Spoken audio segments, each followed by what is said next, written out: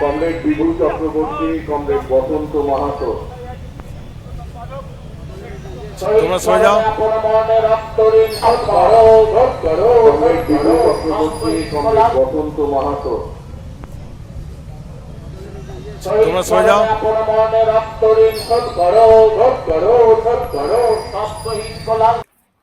দুর্গাপুরের ইস্পাত নগরীতে মে দিবস পালন, মাল্যদান করলেন প্রয়াত বিদ্যুৎ মন্ত্রীর স্ত্রী। শহীদ বেদিতে শ্রদ্ধা এবং মাল্যদান করে আন্তর্জাতিক মে দিবস পালন দুর্গাপুরের ইস্পাত নগরীতে। মাল্যদান করে শহীদদের শ্রদ্ধা জানালেন প্রয়াত বিদ্যুৎ মন্ত্রী মৃণাল বন্দ্যোপাধ্যায়ের স্ত্রী স্মৃতি বন্দ্যোপাধ্যায়।